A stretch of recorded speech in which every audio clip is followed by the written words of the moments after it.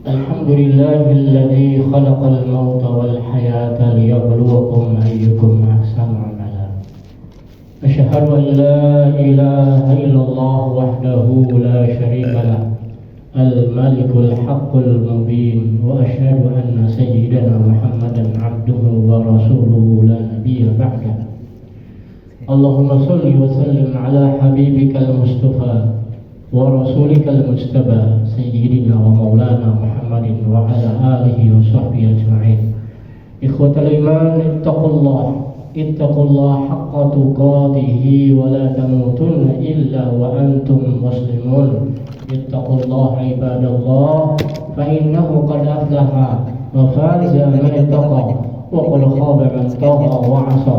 قال الله تعالى في كتابه الكريم: يا أيها الذين آمنوا اتقوا الله وقولوا قولا سديدا يصلح لكم أعمالكم ويغفر لكم ذنوبكم ومن يطع الله ورسوله فقد فاز فوزا عظيما.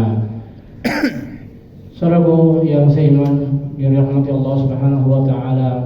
Alhamdulillah wa syukurillah. Mari senantiasa berterima kasih, bertasyakur dari Allah Subhanahu wa taala atas karunia yang begitu luar biasa, banyak sekali yang terus diberikan pada kita. Walaupun seringkali kita melakukan kesalahan, namun Allah Subhanahu wa taala tetap memberikan kasih sayangnya kepada kita. Harapannya adalah kita menjadi hamba-hambanya yang soleh, hamba-hamba yang tunduk, yang dijanjikan Allah Subhanahu wa taala karunia-Nya yang sempurna, tidak hanya sedikit.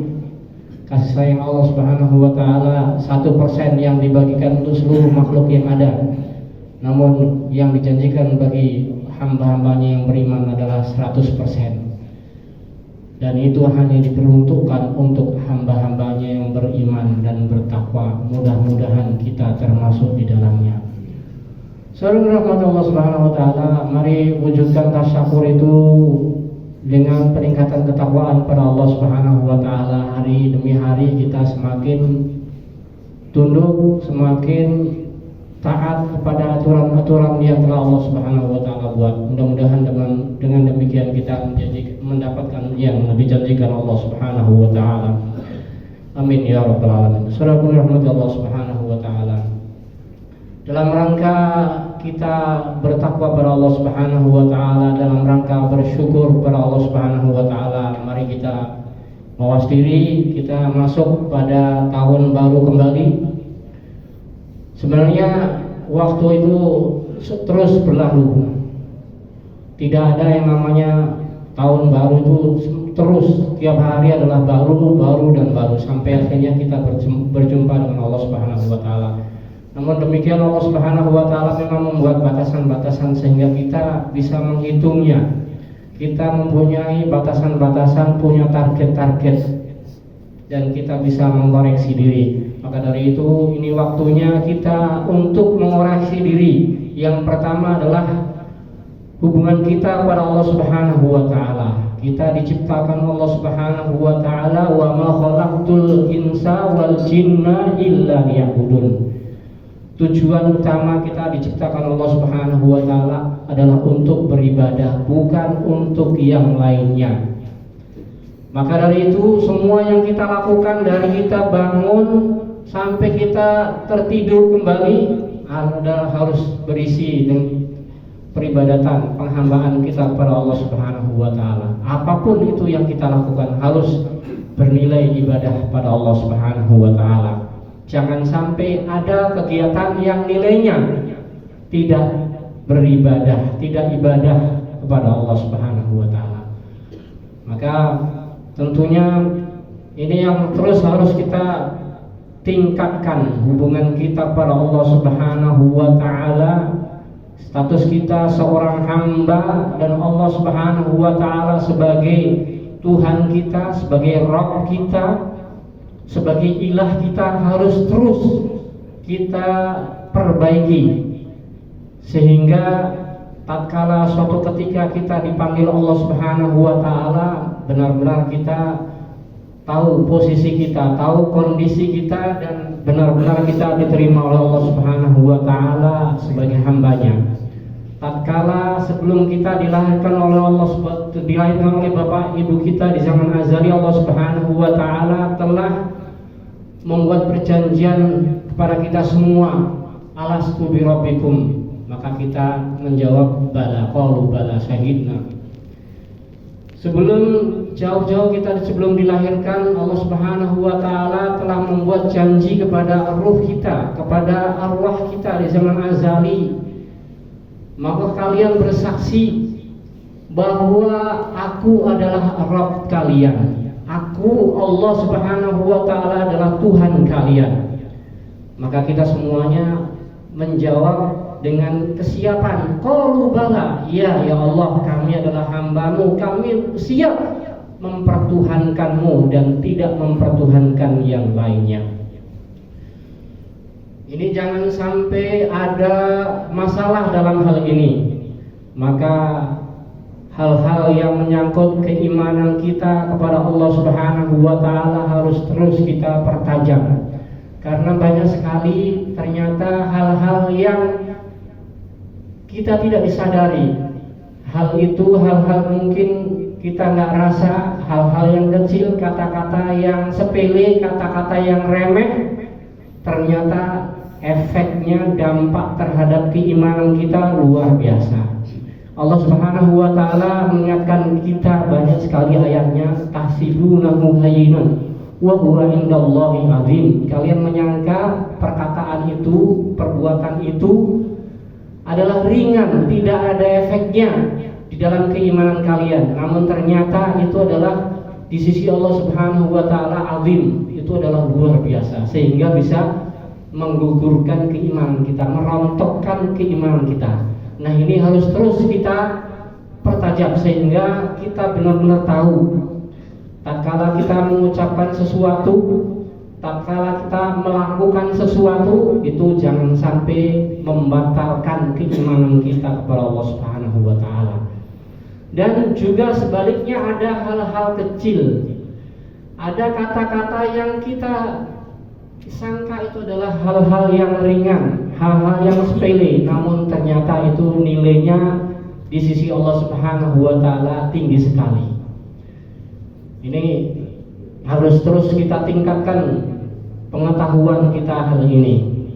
Banyak sekali hadis-hadis, ayat-ayat yang menyatakan hal itu. Di antaranya adalah kalimatani khafifatani 'ala lisan, habibatani ila rahman, saqilatani fil mizan. Ada dua kata yang ringan diucapkan oleh lisan kita. Habibatani ila rahman, sangat dicintai oleh Allah yang Maha Rahman. Saqilatani fil mizan, dan berat timbangannya di dalam timbangan amal kebaikan kita, yaitu subhanallah wa bihamdihi, subhanallah wa bihamdihi, subhanallah. Subhanallah, saudaraku rahmati Allah Subhanahu wa taala. Ini menurut kita semuanya meyakini bahwa hal ini adalah ringan sekali dan kita bisa melakukan dengan cara apa saja, di mana saja, kapan saja. Namun ternyata ini nilainya tinggi sekali. Bahkan tatkala Isra Mi'raj, Rasulullah SAW pun dipesan oleh para nabi untuk memperbanyak, untuk supaya Rasulullah SAW menganjurkan umatnya untuk memperbanyak kata-kata ini. Subhanallah. Saudara rahmati Allah Subhanahu wa taala, ini adalah contoh-contoh hal-hal yang kelihatannya kecil namun efeknya besar dalam keimanan kita. Saudara rahmati Allah Subhanahu wa taala, juga hal-hal yang lain, pengetahuan kita terhadap Allah Subhanahu wa taala, terhadap uluhiyah Allah Subhanahu wa taala, hari demi hari harus tentunya kita tingkatkan.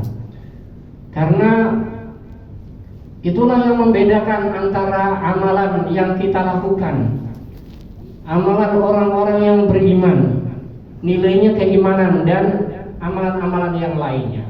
Kalau mungkin dilakukan dengan hal-hal yang berat, yang memang menjadikan kita capek, mungkin perbuatan yang lainnya itu sama, namun ternyata nilainya berbeda.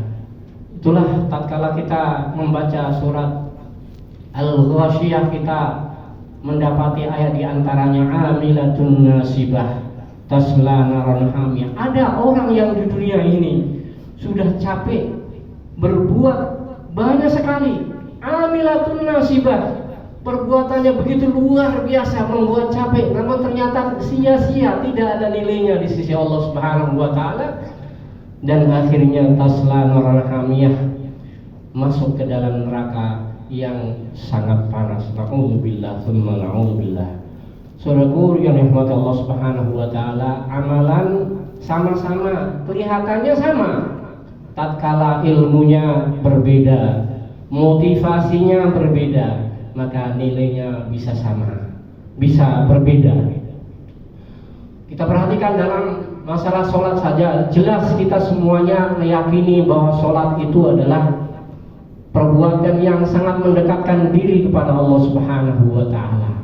Namun ternyata ada ayat yang mengatakan fawailul lil musallin, celakalah orang-orang yang sholat. Semuanya kita paham bahwa sholat itu adalah pendekatan diri kepada Allah Subhanahu wa taala. Itu adalah ibadah mahdhah. Namun tatkala tidak dilakukan dengan ilmu pengetahuan atau pengetahuannya sudah benar, namun motivasinya tidak benar, bukan untuk Allah Subhanahu wa taala, maka hasilnya ternyata sholat itu tidak mendekatkan diri kepada Allah, namun justru semakin menjauhkan diri dari Allah dan mendapatkan murka dari Allah Subhanahu wa taala. Maka ilmu ini adalah sangat-sangat penting. Apalagi belakangan ini banyak sekali ajaran-ajaran melalui YouTube dan lain sebagainya. Kalau kita tidak kuat dasar keimanan kita, maka gampang sekali kita akan terpeleset, gampang sekali kita terbujuk dengan retorika yang begitu luar biasa. Tentang sholat saja banyak sekali yang salah kaprah. Jelas itu adalah mi'rajul mukminin. Sholat adalah hubungan kita langsung pada Allah Subhanahu wa taala. Namun ternyata banyak di luar sana yang mengatakan bahwa sholat itu tidak penting. Yang penting adalah, yang intinya adalah sholat itu adalah ingat kepada Allah Subhanahu wa taala. Maka yang terpenting adalah ingat kepada Allah. Tujuannya adalah itu, sholatnya tidak penting. Na'udzubillah tsumma na'udzubillah. Ada banyak yang mengajarkan bahwa sholat itu hanya casingnya saja, namun intinya adalah ingat kepada Allah Subhanahu wa taala. Ini ajaran yang tentunya tidak benar. Saudara yang dirahmati Allah Subhanahu wa taala, Rasulullah SAW adalah guru terbaik, contoh terbaik. Baik itu ilmu, ma'rifat, syariat, thariqah, hakikat, panutan kita adalah Rasulullah SAW. Rasulullah yang khairul anbiya wal mursalin. Dari awal dia sholat sampai akhir hidupnya beliau, sampai sakaratul maut pun ternyata beliau masih pesan as-sholah, as-sholah, as-sholat, sholat, sholat. Namun ternyata ada orang yang pintar retorika mengatakan bahwa sholat itu adalah casing saja. La ilaha illallah itu tauhidnya belum sempurna. Kalau sudah sempurna dia akan naik tingkatannya menjadi la ilaha illallah. La ilaha illallah itu belum sempurna. Kalau sampai sempurna maka dia akan sampai tingkatan yang zikirnya hanya hu dan lain sebagainya, dan akhirnya hu pun akhirnya hilang. Akhirnya hanya wukuf qalbi, hanya ingat pada Allah Subhanahu wa taala. Intinya adalah zikir, ini intinya adalah mengingat Allah Subhanahu wa taala, dan akhirnya orang yang demikian tidak sholat. Ini adalah ajaran yang tidak benar yang harus kita waspadai. Dan ini banyak sekali diajarkan di YouTube dan lain sebagainya. Saudara pun dirahmati Allah Subhanahu wa taala, belajarlah dari orang-orang yang jelas background pendidikannya. Jangan sampai hanya mengandalkan YouTube. Kayaknya enak kita dengarkan, masuk akal, terus kita ikutin saja. Na'udzubillah. Saudara pun dirahmati Allah Subhanahu wa taala, selanjutnya adalah kita harus koreksi di tahun baru ini, tahun baru Hijriah ini adalah sebagai, di samping kita sebagai hamba Allah Subhanahu wa taala, kita harus sadari bahwa kita adalah Kata Allah Subhanahu wa taala, kita adalah khalifah fil ardi. Kita ini adalah khalifah fil ardi, gantinya Allah Subhanahu wa taala di muka bumi. Tugas kita adalah mengisi dunia ini dengan kebaikan. Maka kalau hal ini semakin baik, maka kualitas kita di sisi Allah Subhanahu wa taala akan semakin baik. Saudaraku, kita tidak diciptakan Allah Subhanahu wa taala untuk sekedar hidup memikirkan diri kita sendiri, bukan. Namun kata Al-Quran, kuntum khaira ummatin, kalian itu adalah umat yang terbaik. Kapan kalian menjadi umat yang terbaik? Ta'muruna bil ma'rufi wa tanhauna 'anil munkar. Tatkala kita termasuk bagian orang-orang atau komunitas yang kegiatannya adalah ta'muruna bil ma'rufi wa tanhauna 'anil munkar. Kita selalu beramar ma'ruf, tidak hanya amar ma'ruf, namun juga nahi 'anil munkar, mencegah kemungkaran. Maka tatkala kita menginginkan kedudukan kita nanti, tatkala kita berjumpa dengan Allah Subhanahu wa taala tinggi, kita mengharapkan firdaus yang tinggi, di samping tadi hubungan kita pada Allah Subhanahu wa taala yang baik benar, juga keberadaan kita di masyarakat. Apakah ada kontribusi, apakah ada arti keberadaan kita di masyarakat, atau kita hanya egois, mementingkan diri sendiri, seolah-olah kita hidup untuk diri sendiri. Maka sekali lagi kita harus bertanya pada diri kita, apakah kontribusi diri kita terhadap masyarakat? Adakah kontribusi, ataukah kita hanya hidup egois, selfish saja? Saudara dirahmati Allah Subhanahu wa taala, sebagai orang yang beriman, kita diingatkan oleh Rasulullah sallallahu alaihi wasallam bahwa orang yang beriman adalah yashuddu ba'duhum ba'dha, bagaikan satu tubuh. Orang yang beriman dengan orang yang beriman yang lainnya, dimanapun dia berada, dimanapun mereka berada, mereka adalah satu tubuh. Tatkala kita mengklaim bahwa kita adalah orang-orang yang beriman, maka disinilah kita dipertanyakan, benarkah klaim kita? Apakah kita memang benar-benar merasa bahwa kita adalah satu tubuh dengan saudara kita yang lainnya? Setidaknya dari masyarakat kita, apakah ada kiprah kita, andil kita di dalam masyarakat kita, atau kita hanya mementingkan diri kita sendiri? Maka dari itu kita harus bertanya diri kita, apa yang sudah kita berikan kepada masyarakat kita? Apakah ada kontribusi? Maka dari itu kita harus mempertanyakan diri kita, skill apa yang kita bisa kontribusikan untuk masyarakat. Jangan sampai tidak ada. Apapun itu harus ada. Mungkin kita bisanya hanya kontribusi dalam masalah materi, bagus, disitulah kita berikan kontribusi, karena memang masing-masing kita beramal sesuai dengan kapasitas kita. Kita tidak punya materi, yang punya adalah tenaga kita, boleh saja, karena memang itu juga diperlukan di masyarakat kita dalam perjuangan menegakkan Islam ini, izul Islam wal muslimin. Atau skill-skill yang lainnya sangat-sangat diperlukan, bagaikan satu tubuh, satunya sebagai alat untuk berbicara, yang satunya sebagai alat untuk memegang, yang satunya alat untuk menendang dan lain sebagainya. Semuanya harus ada. Nah, setelah itu tentunya kita harus, sekali lagi, bahwa kita harus bergabung dengan masyarakat kita, yaitu mengorganisir dengan baik dimanapun kita berada. Kata Allah Subhanahu wa taala, salat saja, warka'u ma'ar raki'in, salatlah bersama-sama orang yang salat, alias salat berjamaah. Tidak sendiri, salatlah sendiri di rumah, bukan. Namun kata Allah Subhanahu wa taala, warka'u ma'ar raki'in, salatlah bersama-sama orang yang salat, alias salat berjamaah. Demikianlah kita di masyarakat kita, dan disinilah perlunya kita untuk mengasah, mempertajam skill berorganisasi. Diingatkan oleh Sayyidina Ali karamallahu wajhah, al-haqqu bila nidhamin yaghlibuhul batin bi nidham. Kebenaran yang tidak diorganisir dengan baik akan dengan mudah dikalahkan oleh kebatilan yang diorganisir dengan baik. Kita ini krisis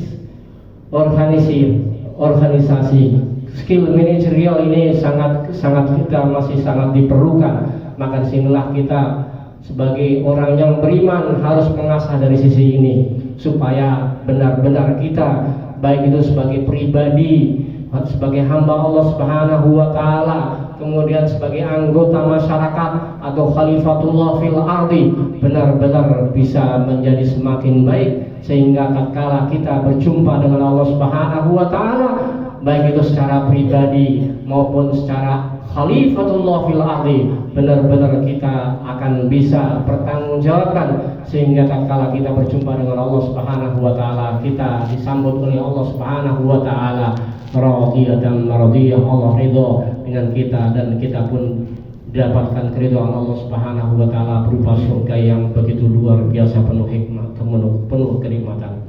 Barakallahu li wa lakum fil Qur'anil azim wa nafa'ana wa iyyakum bima fihi wa dzikril hakim wa qur rabbil fir warham wa anta khairur rahimin.